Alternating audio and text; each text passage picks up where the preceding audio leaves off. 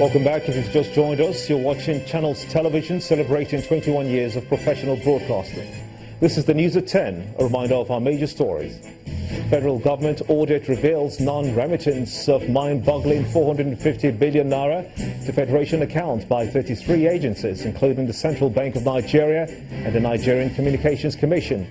Once again, court denies bail for self-acclaimed leader of indigenous people of Biafra, Nnamdi Kanu, and 3 others.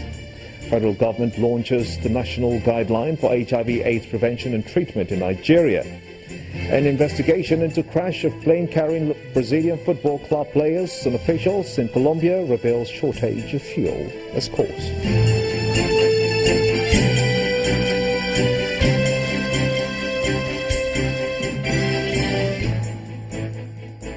Do remember that all our top stories can be found on our website is channelstv.com and on youtube.com/channelsweb. Log on to m.channelstv.com to view us live on your mobile device. You can also download the Channels TV app for Android, iOS and Windows phones from their respective stores. Besides the news and updates, the Channels TV app has an eyewitness feature. We encourage you to use it to share those pictures, those videos, or news of happenings around you. Just install the app, then tap and swipe to reveal the eyewitness menu and follow the instructions. As this year's World AIDS Day is marked globally, Nigeria's annual new HIV infection figures have reduced by 54%. That's from the year 2006 to the present time. I'm being joined on the news at 10 by the Assistant Director Policy and Strategy of NACA, Dr. Mariam Ezekwe. She joins me from our Abuja studios. I want to thank you so much indeed for coming on the news at 10. Now, Nigeria is set to be 10% away from the magic tipping point. That's according to your Acting Director General of NACA. Could you explain to us what this turning point means? Thank you very much. This turning point means that those persons with infections are now equal to those persons who are being treated. That's the meaning of the tipping point.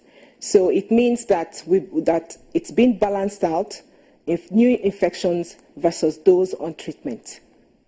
Does this have any direct relationship with the number of new cases being recorded?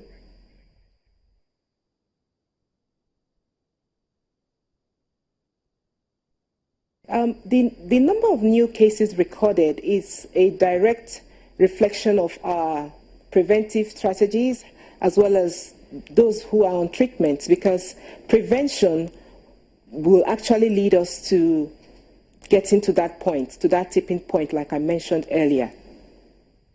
Now, the government has gone ahead to launch a new national guideline to help stop the spread of HIV and AIDS. How is this expected to work?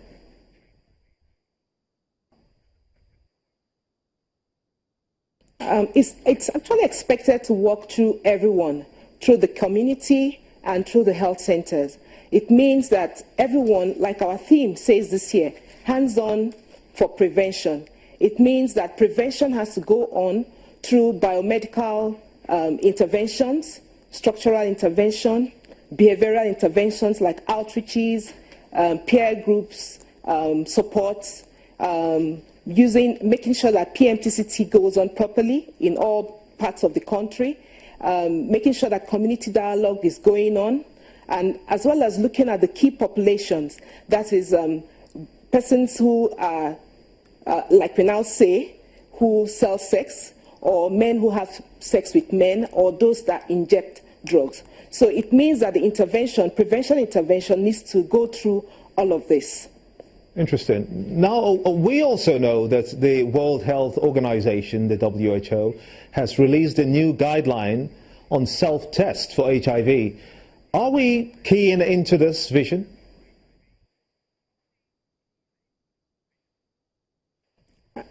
This is a wonderful direction by the World Health Organization. It's really good because it's like in some other climes where women can test for pregnancy at home. However, we are still not really there.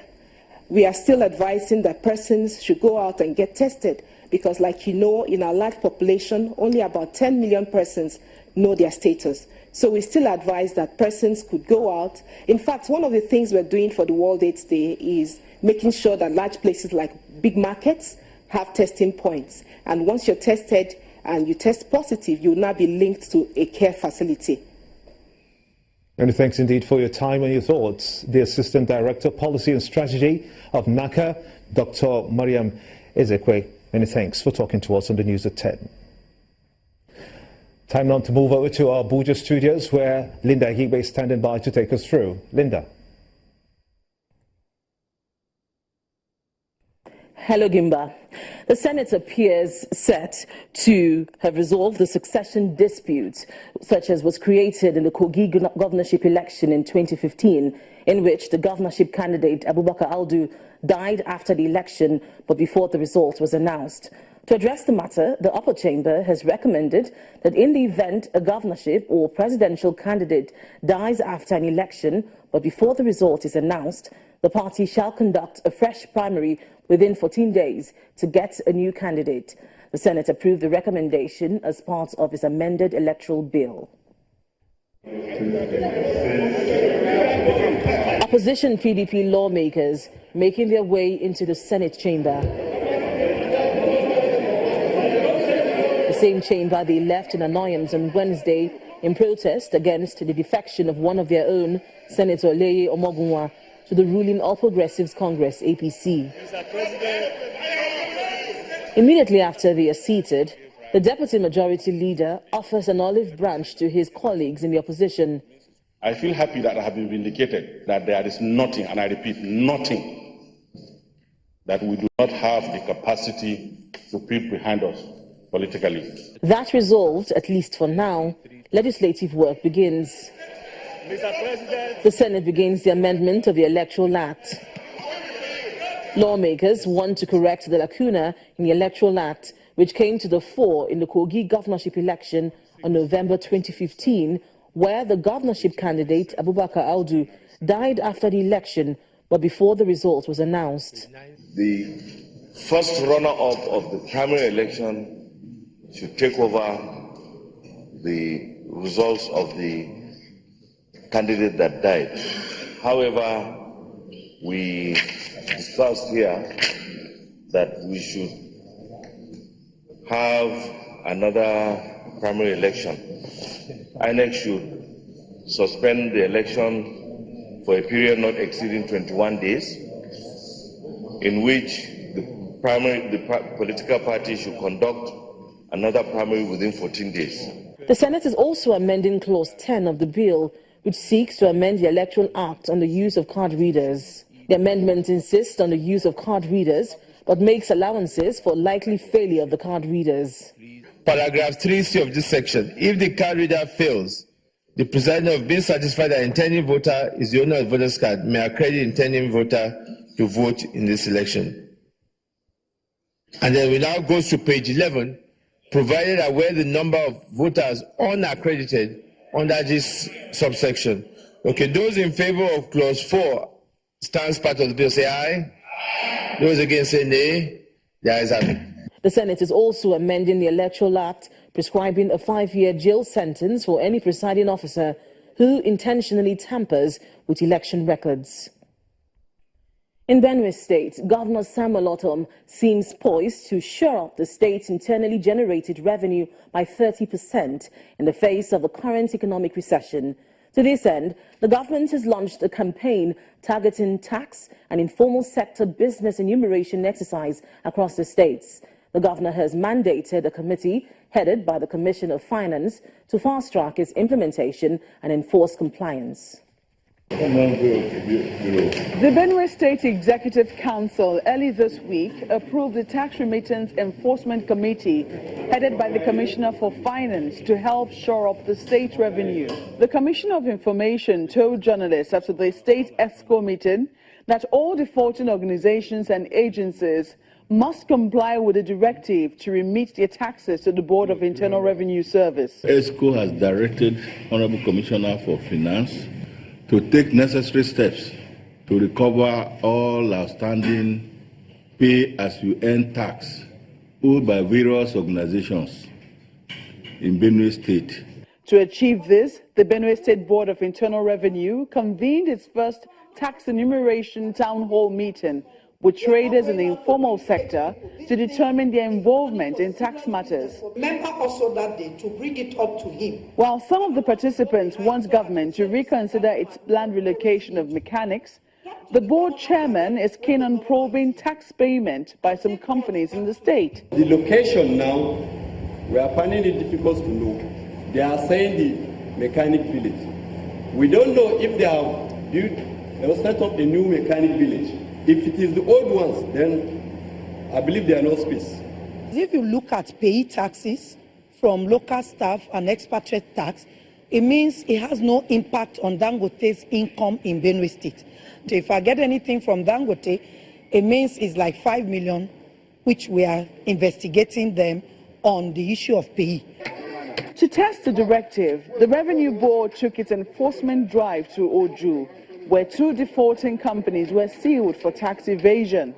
When a taxpayer refuses to pay, after you have served in the first notice, the second notice, and the third notice, you are left with no other option than to go to court to get a warrant. And we got that warrant and we sealed up that school. The closures notwithstanding, the state government says its drive is to enforce the tax law with a human face to enable it to increase its internally generated revenue. And just days after he accused the Commissioner of Police in Rivers State of a plot to rig the forthcoming rerun polls in the state, Governor Nyesom Wike has alleged a plan by the police to arrest over 100 members of the People's Democratic Party in the run-up to the rerun elections. The governor, who is speaking during the commencement of the reconstruction of the Chokocho-Eche Road, called on the public to pay attention to the December 10th polls. The governor also asked the people to resist any such arrests.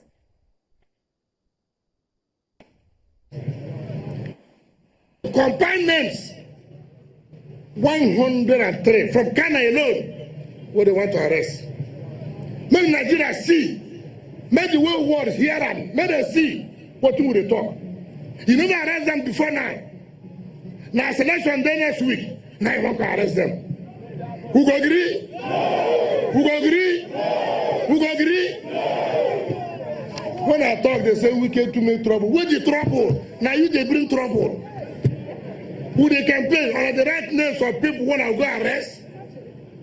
Then you say make we follow their house, allow them to arrest them.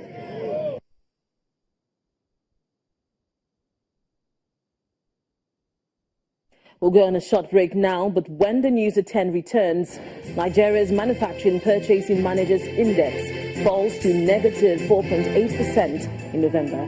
That's some business news. Please stay tuned.